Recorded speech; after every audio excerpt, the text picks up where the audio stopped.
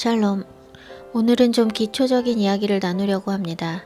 제가 그동안 나눴던 말씀들 안에 성경적인 구원이 무엇인지 포함되어 있긴 하지만 교회에서 가르치는 설교들로 인해서 한 번 구원은 영원한 구원이라는 구원론이 잠재적으로 자리 잡고 있는 사람들을 많이 보았기 때문에 구원에 관해서 집중적으로 간략하게 나눠보려고 합니다. 구원에 관한 지식은 신앙의 기초인데 기초가 잘못 놓이면 그 위에 쌓는 모든 것이 결국에는 허물어지게 됩니다. 잘못 세웠다면 허물고 다시 쌓아야 합니다. 주님 오실 때가 가까워졌으니 기초를 잘못 놓았다면 이제라도 바른 기초 위에 집을 지어야 할 것입니다. 교회는 오랜 세월 잘못된 구원론을 가르쳐 왔는데 구원에 대한 바른 이해 없이 구원에 합당하게 준비될 수는 없습니다. 성경적인 구원에 대해 두 차례에 걸쳐 나누겠습니다. 저는 제 삶의 상당 부분을 장로교회에서 보냈고 장로교 신학을 공부했지만 장로교 칼빈주의 구원론에 동의하지 않습니다. 성경적이지 않기 때문입니다. 성경대로 믿고 가르치시는 목사님들도 소수 존재하지만 대다수의 교회는 성경적인 구원이 아니라 신학에 기초한 구원론을 가르치고 있기 때문에 성도들이 스스로 성경을 통해 배우지 않는다면 잘못된 지식으로 인해 구원을 잃을 수 있습니다. 지금이 마지막 때이기 때문에 사람들은 휴거에 대해 상당히 관심이 많습니다. 휴거는 마지막까지 살아있는 사람들의 구원이고 구원받을 자들이 휴거되는 것이기 때문에 구원의 조건과 다르지 않습니다. 우리는 주님이 언제 오실지 정확하게 알지 못할 뿐 아니라 우리가 휴거 때까지 살아있을지 그 전에 먼저 죽을지 역시 알지 못하기 때문에 먼저 우리의 삶이 구원에 합당한 삶인지를 돌아보아야 합니다. 구원받지 못할 사람이 휴거될 수는 없는 것이고 휴거에 합당하게 준비되지 않은 사람이라면 환난까지 가지 않고 죽는다 해도 구원받을 수 없는 것입니다. 한 번 구원은 영원한 구원이라는 구원론에서는 일단 구원의 반열 안에 들어온 사람은 구원을 잃을 수 없다고 주장합니다. 그렇다면 믿은 이후의 삶이 성숙함과 거룩함으로 나아가지 않아도 아무 문제가 되지 않습니다. 정말 구원받은 사람이라면 구원의 은혜에 감사해서 다시 타락할 수 없고 성숙해진다고 말하지만 그것은 사람의 죄성을 너무 간과한 것이며 십자가로 죄의 문제가 해결되는 것에 대해서 잘못 이해하고 있는 것입니다. 또한 구원받은 자가 타락할 수 없다는 전제가 있기 때문에 믿음 안에 있다가 떨어져 나간 사람은 구원을 받은 것처럼 보였을 뿐 애초에 구원을 받은 적이 없는 것이라고 주장합니다. 따라서 믿음 안에 들어오든 믿음 안에 있다가 나가든 그것은 전적으로 하나님의 예정에 의한 것이지 우리의 어떠함에 근거한 것이 아니고 구원에 있어 우리의 몫은 전혀 없는 것입니다. 하나님께서 구원받을 자를 이미 예정하셨고 선택하셨다면 전도를 왜 해야 하느냐는 질문이 생길 수밖에 없습니다. 그에 대한 대답은 하나님이 누구를 선택하셨는지 알 수 없기 때문이라는 것입니다. 누가 선택받았고 누가 선택받지 못했는지 알지 못하기 때문에 우리는 전해야 한다고 말합니다. 또 한편에서는 구원의 확신을 강조합니다. 과연 이런 논리가 성경적일까요? 교회가 가르치는 구원론에 기초한 신앙생활을 하다가 주님 앞에 섰을 때 주님께서 내가 너를 모른다 하시면 목회자 탓을 한다고 해서 참작이 되진 않으니 각자가 성경에 기록된 대로 구원을 이루기 위해 애써야 합니다. 우리 모두의 손에 성경이 있고 성령께서 내주하셔서 친히 가르치시는 오늘날 스스로 성경을 읽고 배우지 않음으로 인해 구원을 놓치게 되는 것은 안타까운 일이 아닐 수 없습니다. 구원에 대해 바로 알기 위해서는 먼저 하나님께서 이스라엘을 구원하신 사건을 봐야 합니다. 하나님은 애굽의 종되었던 이스라엘을 구원하셨는데 출애굽은 구원의 사건이지만 구원이 출애굽과 동시에 마무리된 것이 아니라 시작되었을 뿐입니다. 출애굽을 시작으로 광야의 시간을 거치는 동안 말씀을 믿고 말씀대로 순종하며 산 사람은 약속하신 기업을 얻게 되고 그렇지 않은 사람은 구원을 잃고 멸망하게 됩니다. 마찬가지로 우리가 예수 그리스도를 구주로 믿고 영접하는 것은 구원의 시작일 뿐 그것이 구원이 완성된 것은 아닙니다. 성경에는 영원한 구원이 보장된다는 말씀은 없습니다. 오히려 받은 구원을 잃을 수 있다는 말씀들은 곳곳에서 찾아볼 수 있습니다. 구원은 한순간의 사건이 아니라 시작과 끝이 있는 과정입니다. 죄의 종됨에서 벗어나는 것이 전적인 주님의 은혜지만 그런 은혜가 임하는 것이 오로지 주님의 주권에만 달린 것이 아님을 알아야 합니다. 주님은 인간의 죄성을 아시고 우리가 살만하면 주님을 찾지 않는 존재라는 것을 아십니다. 주님은 이스라엘 백성을 구원하시기 위해서 그들에게 학대의 고통을 더하셨고 이스라엘은 부르짖었습니다. 주님은 그 부르짖음을 듣고 움직이셨습니다. 우리가 주님의 구원을 경험하는 순간도 마찬가지입니다. 구원의 능력은 주께 있지만 우리는 구원이 임하도록 부르짖어야 합니다. 구원하심에 선행되어야 하는 것은 부르짖음이고 부르짖음에 선행되는 것은 고통입니다. 그렇게 부르짖었어도 구원해 주신 뒤에 대부분의 이스라엘 백성들이 불평하고 돌 던지고 다시 애굽으로 돌아가겠다고 했습니다. 그런데 부르짖을 만한 필요조차 못 느끼는 상황에서 그냥 구원해 주셨다면 그들이 광야에서 어떻게 반응했을지는 안 봐도 비디오입니다. 그래서 구하라고 하시는 것입니다. 마태복음 7장 7절 이하에 구하라 그러면 주실 것이요 찾으라 그러면 찾을 것이요 두드리라 그러면 열릴 것이라 하신 말씀은 주님은 응답해 주실 준비가 다 되어 있으니 구하기만 하라는 것입니다. 구하지 않는 자는 받을 준비가 되지 않은 것입니다. 그 바로 앞 구절 6절을 통해서 더 명확하게 이해할 수 있습니다. 마태복음 7장 6절 거룩한 것을 개에게 주지 말며 너희 진주를 돼지 앞에 던지지 말라. 그들이 그것을 발로 밟고 돌이켜 너희를 찢어 상하게 할까 염려하라. 구하지 않은 자에게 주면 이렇게 짓밟힐 수 있는 것입니다. 주님께서는 우리를 위해 최고로 좋은 것을 준비하고 계시지만 구하지 않는 자는 그 가치를 모르고 필요를 느끼지 못하는 것이니 받을 준비가 안 된 것이고 개에게 거룩한 것을 주는 것과 같고 진주를 돼지에게 주는 것과 같게 됩니다. 아무리 비싸고 귀한 선물도 그 가치를 모르는 사람에게는 쓰레기가 될 수 있습니다. 아무리 저렴하고 별거 아닌 물건도 내가 필요로 할 때 받으면 그것은 정말 귀한 선물이 됩니다. 아프리카의 굶주린 사람에게 빵 한 개는 수백만 원짜리 명품 백보다 귀합니다. 이것은 뭘 의미할까요? 선물의 가치는 그 절대적 가치보다 받는 사람의 필요에 따라 달라진다는 것입니다. 제가 중국에서 부교역자로 섬길 때 성령의 역사를 부정하는 목사님이 담당 목사로 부임했고 2, 3개월에 한 사람씩 부교역자들이 떠나고 결국 저만 남게 됐습니다. 저는 너무 고통스러워서 저를 꺼내달라고 간절히 기도했었습니다. 그때 출애굽을 위해서는 고통이 필요하다는 것을 깨닫게 하셨고 저의 부르짖음을 통해서 저를 옮기실 것을 믿으며 간절하게 기도했습니다. 결국 기도 끝에 인도하심을 받아 미국으로 가게 됐습니다. 고통을 통해 부르짖게 하시고 구원하셔서 주님과 더 깊은 관계로 하나님 나라를 위해 더 한 걸음 나아가는 길로 인도하신 것입니다.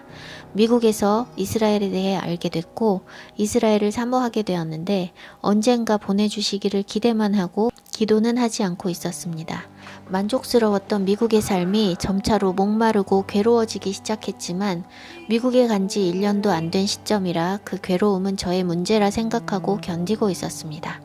어느 날 이스라엘에 가서 사역해보지 않겠냐는 제안이 들어왔습니다. 기도한 뒤에 어플라이를 하려고 뜻을 정하고 나니 남자 사역자를 원한다는 말에 물거품이 되었습니다. 먹을 생각도 안 해본 당근을 눈앞에서 흔들어서 먹고 싶은 마음이 가득해지게 만들고 먹으려 하니 싹 치워버린 것 같았습니다. 그런데 당근이 이미 제 생각 속에 들어오고 나니까 이제 이스라엘을 꼭 가야겠다는 열정과 사모함이 솟아나서 이스라엘에 보내달라고 적극적으로 구하기 시작했습니다. 주님은 기도할 수밖에 없는 상황을 만드셔서 기도하게 하셨고 몇 달 지나서 이스라엘의 바로 그곳 남자 사역자를 구한다던 교회에서 콜링이 왔습니다. 이스라엘을 사모하는 수많은 사람들이 있는데 몇 달 기도하고 보내주신다니 감사했습니다. 그런데 콜링이 왔다고 끝난 게 아니었습니다. 이스라엘에 수많은 선교사와 목회자들이 있는데 이스라엘 밖에서 초빙을 할 필요가 없다는 것과 저의 개인적인 상황 등을 문제로 삼아서 교회 안에서 거센 반대에 부딪혔습니다. 저는 마음이 몹시 상해서 그 교회에 가지 않고 그냥 선교사로 그 땅에 들어가겠다고 기도했지만 주님은 그곳으로 가야 한다고 말씀하셨습니다. 제가 있어야 할 곳은 주님께서 아시니 많이 기도하고 준비하며 순종하는 마음으로 들어갔습니다. 별로 중요하지 않은 것은 기도 안 하고 생각만 스쳐도 주실 때가 많지만 정말 중요하고 귀한 것은 구하기 전엔 주시지 않는 주님의 일하심을 계속해서 경험하게 하셨습니다. 기도의 응답으로 이스라엘에 들어가는 저는 뱀의 머리를 짓밟을 듯한 기세로 가진 것 하나 없이 비자도 리턴 티켓도 없이 믿음으로 당당하게 들어갔습니다. 이스라엘은 비자가 없는 사람은 리턴 티켓 없이 들어갈 수가 없는 땅입니다.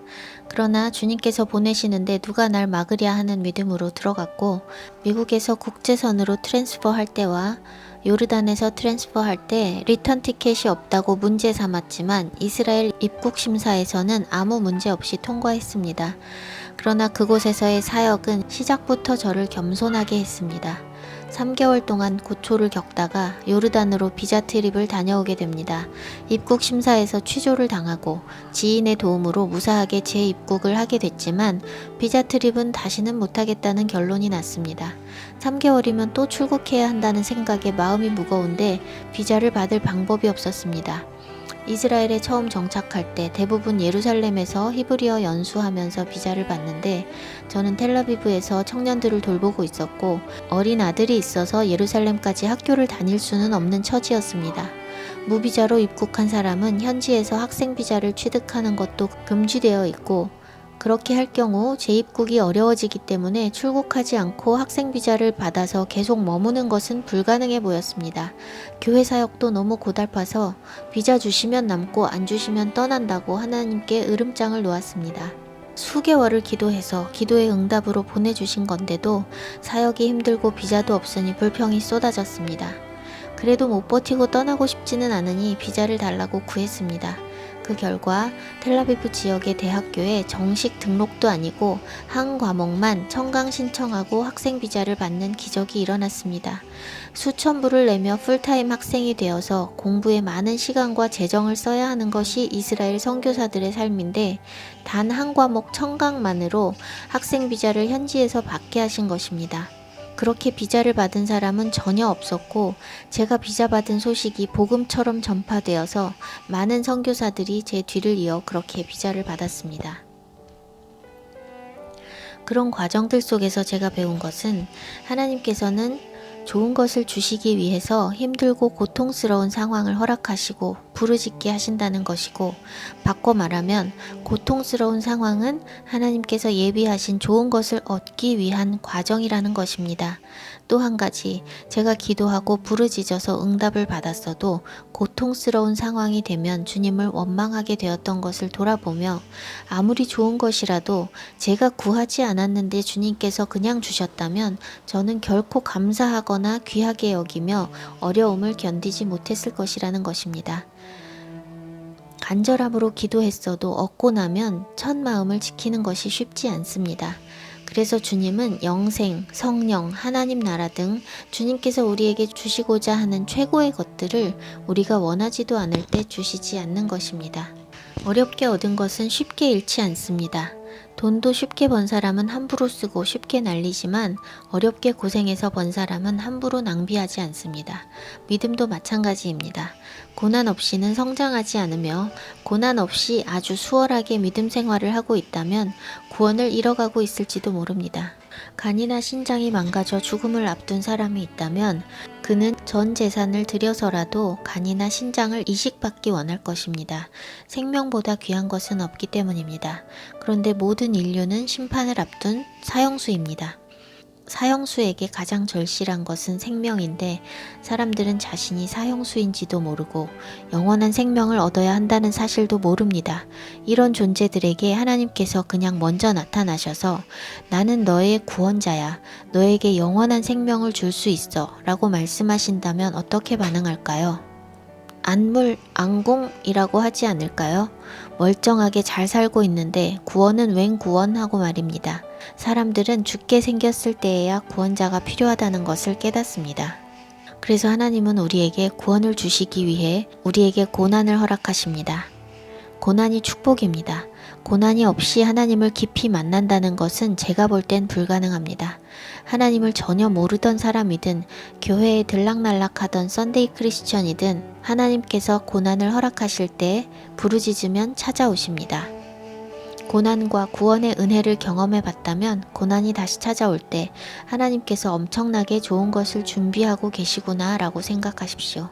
요지는 구원이 엿장수 맘대로 하듯 하나님 맘대로 누군 구원하고 누구는 안 구원하시는 걸로 예정하시는 게 아니라는 것입니다. 고난이라는 콜링을 통해서 사람을 부르시는데 그때 반응하는 사람이 있고 반응하지 않고 자기 힘으로 끝까지 버티다가 망하는 사람이 있습니다. 구원이 하나님의 은혜임은 분명하지만 우리는 수동적으로 받기만 하는 존재가 아니라 구원의 시작부터 우리의 역할이 있고 우리의 자유의지가 사용된다는 것을 말하는 것입니다.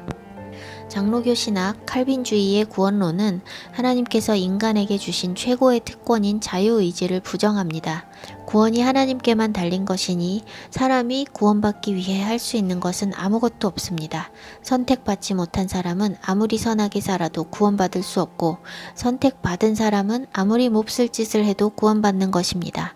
구원받은 사람은 운 좋은 것이고 구원 못 받은 사람은 운이 나쁜 것이고 영원히 타는 불못에 던져지기 위해 창조된 것이고 태어난 것 자체가 저주가 되는 것입니다.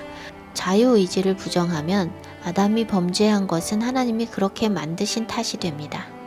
제가 신학 강의를 들을 때 가장 황당했던 것은 오늘날은 사단의 역사도 성령의 역사도 없다는 것입니다. 그래서 성령의 역사가 나타나기만 하면 다 이단 취급하는 것입니다. 물론 기적이 나타나는 것이 다 성령의 역사하심은 아니고 귀신의 역사도 있습니다. 또 성령으로 시작했다가 성령이 떠나시고 육신의 사역이 되는 경우도 봅니다. 그러나 이 땅은 성령의 역사하심이 없었던 적도 없고 귀신의 역사가 없던 적도 없이 계속해서 하나님 나라와 사단의 나라가 싸우는 영적 전쟁의 전쟁터입니다. 적그리스도와 거짓 선지자들이 할 수만 있다면 택하신 자도 미혹하리라는 마태복음 24장 24절, 마가복음 13장 22절의 말씀은 아직 이 전쟁이 끝나지 않았다는 것과 구원받은 자를 미혹해서 떨어뜨릴 수 있음을 보여줍니다. 하나님은 아담이 불순종을 선택했을 때 막지 않으셨습니다. 자유의지를 주셨기 때문입니다. 강제로 혹은 기계적으로 하나님께 복종하는 것이 아니라 자발적으로 순종하기를 원하셨고 하나님과 같은 형상으로 만드셔서 영원히 함께 거하기 원하셨기 때문에 자유의지를 허락하셨습니다. 하나님은 아담이 불순종을 선택하는 것을 막으시는 대신 아담이 범죄할 것을 미리 아셔서 범죄한 아담과 그 후손을 구원하시는 계획을 미리 세워 놓으시고 이루어 오셨습니다. 예정론은 하나님께서 허락하신 인간의 자유의지를 부인하는 것뿐 아니라 하나님의 정의와 공의에도 위배됩니다. 구원하지 않을 자를 창조하신 하나님은 정의로운 하나님이 아니게 됩니다. 성경은 의인이 없나니 하나도 없다고 말합니다. 다 똑같이 죄인이라는 것입니다. 사람들 눈에는 죄를 더 짓고 덜 짓는 차이가 있을 수 있으나 어차피 우리 모두는 심판, 형 집행이 예정된 사형수들이니 물건 하나 더 훔치고 덜 훔친 것, 사람을 죽이고 안 죽인 것의 차이를 논하는 것은 의미가 없습니다. 우리는 죄를 가지고 태어난 죄인이기 때문에 죄를 짓는 것이지 죄를 지어서 죄인이 되는 것이 아닙니다. 따라서 우리가 어떤 중죄를 짓든 안 짓든 똑같이 사형이 예정된 존재입니다. 그런 사형수들 가운데서 누구는 구원하기로 예정하시고 누구는 멸망시키기로 예정하셨다면 그런 하나님이 정의의 하나님, 공의의 하나님이실까요? 아브라함이 소돔과 고모라를 심판하시려는 하나님께 말했던 것처럼 심판하시는 분이 정의를 행하셔야 하지 않겠습니까? 의인을 악인과 같이 죽일 수 없는 것이 하나님의 정의라면 의인과 악인의 구별 또한 엿장수 마음대로가 아니라 공정한 근거가 있어야 합니다. 의인이 하나도 없다고 했는데 구원받을 의인은 무엇에 근거하는 것일까요? 성경은 믿음으로 의를 얻는다고 말합니다. 예수 그리스도를 믿는 믿음으로써 우리가 의인이 되는 것입니다. 그런데 만일 구원받을 자와 구원받지 못할 자를 하나님께서 예정하신 것이라면 믿음조차도 예정하신 사람에게만 주어지는 것이니 믿음이 없는 것이 사람의 잘못은 아니게 되며 주님의 불공정한 처사로 인한 것이 됩니다. 사람이 하나님의 예정하심으로 구원을 얻고 얻은 구원을 잃을 수도 없다고 하면 구원받은 사람은 하나님을 선택하는 자유의지 없이 구원받은 것이 되고 얻은 구원을 버릴 자유의지도 허락되지 않는 것입니다. 그야말로 기계적인 구원입니다. 내가 구원을 원할 때 구원을 받아야 자유의지가 사용된 것이고 내가 원하지 않을 때 구원을 버릴 수 있어야 자유의지가 사용된 것입니다. 하나님이 저를 구원하시기로 예정하셨기 때문에 제가 구원을 받는 거라면 제가 구원을 이뤄가기 위해 애쓸 필요는 전혀 없습니다. 구원이 정해져 있는데 사서 고생할 이유는 없는 것이죠. 제가 믿음의 여정을 걸어오면서 정말 힘겨울 때에는 그런 생각도 해봤습니다. 구원이 평생 보장된 것이면 얼마나 좋을까? 이렇게 피나는 씨름을 하지 않고도 천국 갈 수 있으면 얼마나 좋을까 하는 것입니다. 그러나 애석하게도 그런 일은 없습니다. 힘겨워 포기하고 싶을 때에도 포기하지 않고 주님을 따르겠다는 결심을 하고 일어서야 합니다. 그런데 사실 그것은 감사해야 할 특권입니다. 하나님께서 우리를 하나님과 같은 존재로 만드셨기 때문에 주신 자유의지로 우리는 하나님을 거부할 자유도 있는 것입니다. 예정된 대로 죽음을 향해 가든지 끊임없이 죄와 싸우며 생명을 향해 가든지 그것은 우리에게 달려 있습니다. 로마서 8장 35절 말씀을 구원을 잃을 수 없다는 근거로 대는 사람들이 있습니다. 누가 우리를 그리스도의 사랑에서 끊으리요? 환난이나 공고나 박해나 기근이나 적신이나 위험이나 칼이랴. 그러나 이 말씀은 구원의 보장과는 아무 상관이 없는 말씀입니다. 그리스도의 사랑에서 우리를 끊는 요소들로서 이 말씀에 나타난 것은 다 외부적인 요인입니다. 우리에게 자유의지가 없다면 외부 요인에 의해 끊어질 수가 있지만 우리는 자유의지가 있는 인격체입니다. 사랑은 사랑의 당사자만 끊을 수 있는 것입니다. 주님과 우리의 사랑은 주님이나 우리 자신만 끊을 수 있습니다. 죄인인 우리에게 주님께서 먼저 사랑을 주셨으니 주님이 사랑을 끊지 않으실 분이라는 것을 우리는 잘 압니다. 그 사랑을 끊을 수 있는 유일한 대상은 우리 자신입니다. 위협이든 유혹이든 외부 요인에 의해 우리가 주님에 대한 사랑을 포기했다고 해도 우리의 사랑을 끄는 주체는 그러한 선택을 한 우리 자신입니다. 이 말씀은 우리가 받은 구원을 잃을 수 없다는 구원의 보장이 아니라 그런 위협들에도 우리가 주님의 사랑에서 떠나지 않으리라는 선포입니다. 로마서 8장에는 예지와 예정에 관한 말씀이 있습니다. 로마서 8장 29절 30절 하나님이 미리 아신 자들을 또한 그 아들의 형상을 본받게 하기 위하여 정하셨으니 이는 그로 많은 형제 중에서 맏아들이 되게 하려 하심이니라. 또 미리 정하신 그들을 또한 부르시고 부르신 그들을 또한 의롭다 하시고 의롭다 하신 그들을 또한 영화롭게 하셨느니라. 여기서 미리 아신 것을 예지, 미리 정하신 것을 예정이라고 말합니다. 하나님께서 미리 정하신 사람들을 부르시고 의롭다 하신 것 앞에 미리 아셨다는 말씀이 있습니다. 미리 아신 자들을 미리 정하셨다는 것입니다. 무엇을 미리 아셨을까요? 하나님은 전지전능하십니다. 하나님께서는 아직 일어나지 않은 미래의 어떤 상황에 우리가 어떤 선택을 하게 될지 아십니다. 우리가 자유의지로 어떤 선택을 할지, 어떤 삶을 살지, 하나님 나라를 사모하는지 세상을 사랑하는지 다 미리 아시는 것입니다. 하나님은 에서는 미워하고 야곱을 사랑하셨다고 말씀하십니다. 이것은 하나님께서 차별하시는 듯한 하나님의 정의와 공의에 위배되는 말씀같이 보이지만 그렇지 않습니다. 하나님은 미리 아신 것입니다. 야곱이 장자가 되길 원하고 하나님 나라의 축복을 사모할 것을 미리 아셨고 에서는 장자권을 우습게 여길 것을 미리 아신 것입니다. 그리고 그 미리 아신 그들의 선택에 근거해서 야곱을 장자로 부르신 것입니다. 아신 것에 근거해서 하나님 나라에 합당한 자들을 어떠한 부르심으로 정하신 것입니다. 예레미야를 모태에서부터 정하신 이유도 마찬가지고 거슬러 올라가서 야곱도 아브라함도 미리 아시고 정하신 것입니다. 아브라함보다 더 거슬러 올라가서 히브리인의 조상인 에벨과 셈도 미리 보시고 정하신 것입니다. 다윗도 마찬가지입니다. 시편 89편 20절 내가 내 종 다윗을 찾아내어 나의 거룩한 기름을 그에게 부었도다. 다윗이 하나님의 눈에 발견된 것입니다. 하나님의 눈은 하나님을 경외하는 자들을 찾으십니다. 하나님의 눈에 발견된 그들은 은총을 입게 되고 어떤 부르심으로 선택됩니다. 하나님께서 마음대로 정하시고 선택하셔서 그들이 의롭게 되고 영화롭게 된 것이 아니라 그들이 하나님을 기쁘시게 하는 삶을 살 것을 미리 아신 하나님께서 정하시고 부르시고 의롭다 하시고 영화롭게 하신 것입니다. 하나님은 우리 각자가 의인 혹은 악인이 되도록 정해놓지 않으셨습니다.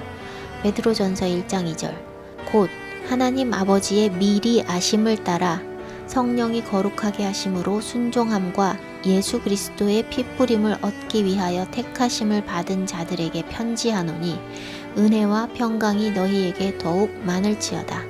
미리 아신 것입니다. 택하시고 정하시기 전에 우리가 어떻게 살지 미리 아셨기 때문에 택하시는 것입니다.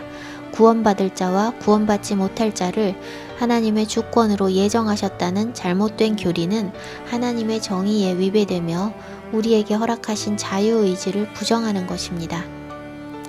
구원받기 위해 우리가 할 수 있는 일이 아무것도 없다면 이 땅에서 피 흘리기까지 죄와 싸워야 할 필요는 전혀 없고 무슨 짓을 해도 상관없습니다. 그러나 성경은 받은 구원을 이뤄가라고 말씀하십니다. 다음 시간에는 성경적인 구원은 어떤 것인지 성경 구절들을 많이 살펴보며 나누겠습니다.